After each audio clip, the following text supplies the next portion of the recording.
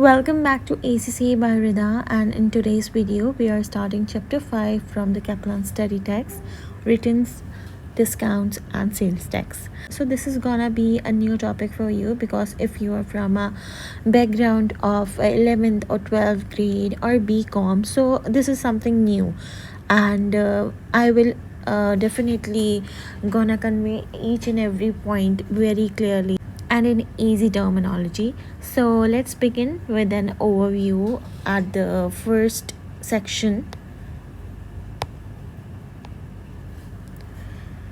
Right. So as you can see here, Kaplan starts the chapter with a small flow diagram and which shows four connected areas, right? Purchase and sales returns, right? And then we have trade and settlement discounts. Then we have sales tax, and all of these have a relationship with the ledger accounts. Now let's understand. These four areas are all linked, right? And everything we do in this chapter eventually affect our ledger account. Got it? But why? Because each of these transactions changes the balances in sales, purchases and sales tax accounts, right? So every business selling goods will sometimes face returns, right? And they have to give discounts, and these adjustments must be recorded correctly because they affect both the income statement and the balance sheet, right? So understanding this ensures accurate financial reporting, right, for like later chapters, for example control accounts and trial balance preparation, right? So the main learning goal would be to record correctly the effect of returns, discounts and sale tax on the double entry system. So first of all we have to understand that why returns happen, right? So customers may return goods because they are faulty, damaged or not as ordered, right? And similarly the business may return goods to the supplier for the same reasons, right? So there are two types of returns: sales returns and purchase returns. Now let's understand both of them. So sales returns are also called as returns inwards, right? And on the other hand, purchase returns are also called as returns outwards. Correct? Now, first we will understand sales return. As we know that they have also called as return inwards, right? And who returns good? The customer return goods to us. If we have sold some goods from our business to the customer, and maybe there is some fault or maybe there is some damages in that good, so the customer return goods to us. So what will affect?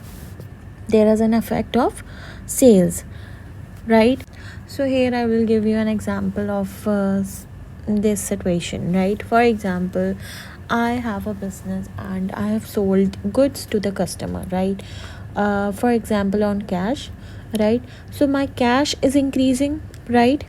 My cash account is increasing, and whenever the cash account increase, it shows on the debit side, right? Like cash increase, it will show on the debit side, right? And what is happening? The sales are increasing, right? I have sold something, so sales, my income is also increasing, so it will be shown on the credit side, as whenever the income increase, it will be on the credit side, right? This is an example for cash, and let's take an example on like sales on credit. So whenever I have sold something on credit, account receivable account will be increased, and it is also my asset, right? The cash I will receive on the future date, and with that sales are also increasing, right? So this is something which is related to cash or account receivable. Now let's understand this main part of this chapter: sales returns and purchase returns. So I have sold something, right, on credit or in cash, whatever it is, but the customer has returned me that goods because of some damages or fault, something or any other case, right? So the sales are coming back, so my account is gonna be decrease, right? My sales are gonna be decrease. So how will I record that return? So my sales return account will be close, whatever the amount is, right? And with that, cash is also decreasing, right? So cash account will be also decrease. It will be shown on the credit side. Sales return on the debit side, right? And account receivable account is also gonna be close, because we are not going to receive any amount with that goods which are related to those sales, right? Now let's understand with the purchases as well.